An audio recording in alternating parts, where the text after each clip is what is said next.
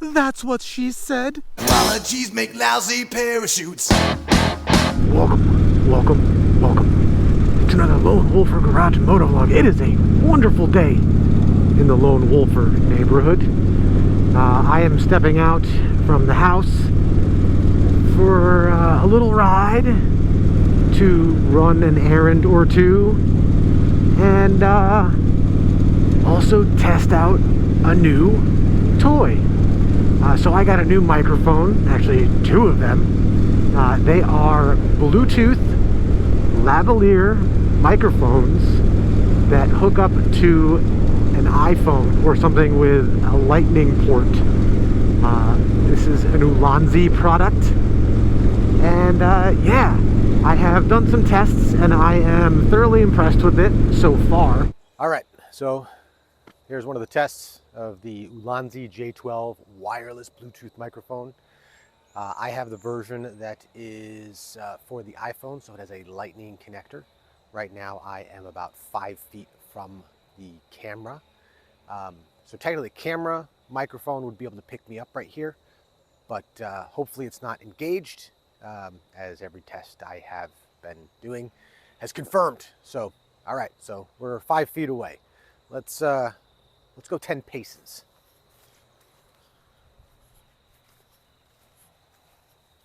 All right, so I am now 10 paces away from the camera. So if this is working and picking me up just as well as when I was at 5 feet, I am impressed.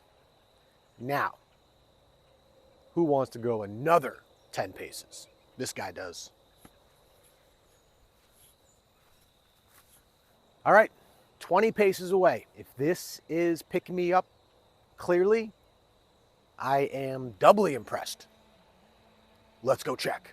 Actually, let's do a check while I'm walking, see if it's picking up moving around on my my hoodie string right there. That might be a problem that I'm causing myself by having it on my hoodie string instead of connected securely better. But let's check it out.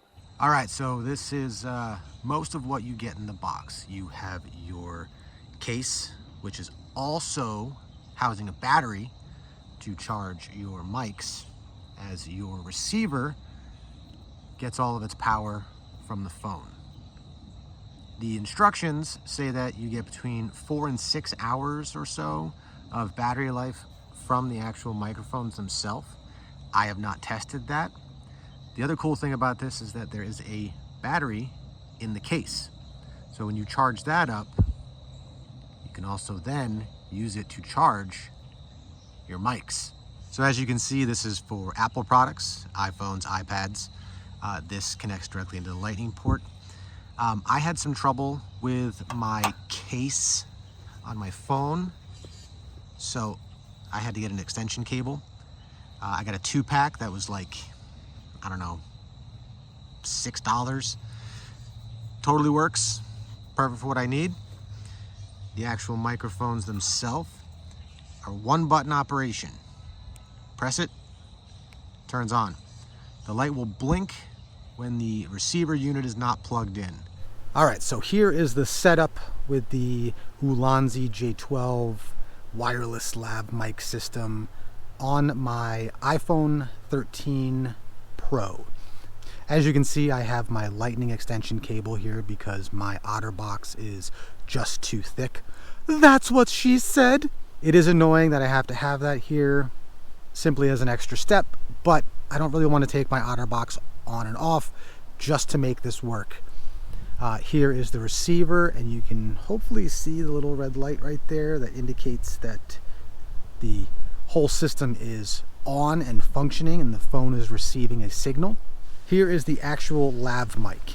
The lav mic comes with a clip for your clothing. It has a USB-C charging port. It has the 3 sensors on the bottom for charging when it's inside the case, or from the battery that's actually in the case when it's not plugged in. And then you have your button on the side. So with the one button, you have multiple functions. Not only does it turn on and off, but there are 3 levels of noise reduction. And hopefully you can see that little light right there. And the way that we get those noise reductions to work is we tap it once, and it will blink once. And that's your first level. Tap it a second time and it will blink twice. That is your second level of noise reduction. Tap it a third time and that is our highest level of noise reduction. And you tap it again and it goes back to the default setting. There is another setting on here, but I feel it's just a silly gimmick. It's a reverb function. I was actually only able to get it to go on once so far, and I've tried it a couple times. It just seems silly to me. It's a gimmick. It's unnecessary for anything that I will be doing. So I won't even be bothering with that one. Normal. Let's see if we can get reverb to actually work. Is this reverb or is this not reverb? We will find out. Back. My biggest complaint right now is kind of trivial, but it's annoying to constantly drop these or try to actually just hold them because they make them out of the most slippery plastic known to man, and I don't understand why. It is limited though. I tried also getting the USB-C version, which would be for like Android phones and maybe for iPhones in the future when they finally stop using a stupid fucking lightning port. I could not get it to work on a GoPro. Even if I tried an external power source, the GoPro just wouldn't pick it up. It would have been awesome, but I couldn't make it work. Maybe somebody out there is a bit more tech savvy than I am and can get that to actually sync up, but I couldn't. DJI, Hollyland, and Rode all make little wireless lav mics that you actually can plug into a GoPro or a DSLR or something else, along with an iPhone or an Android-based phone. But those are much more expensive.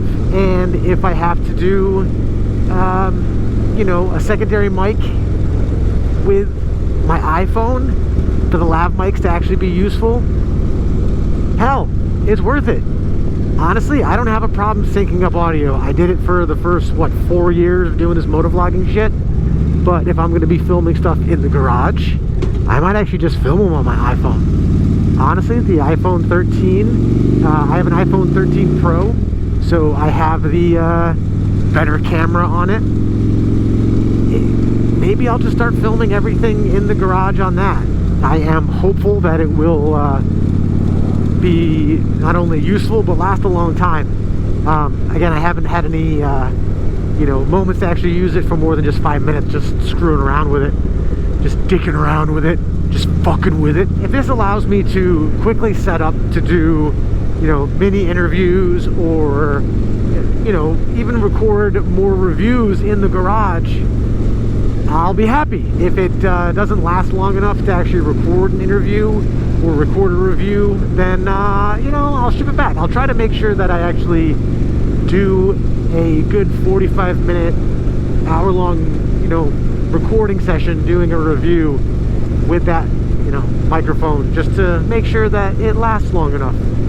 I honestly don't think I need to record anything for more than an hour, and it would have come in nice and handy on my Laconia trip when I was up in the White Mountains with Anthony of R-Rated Customs and Scooter Wolf. It would have been nice to get some more, you know, some more stuff with them.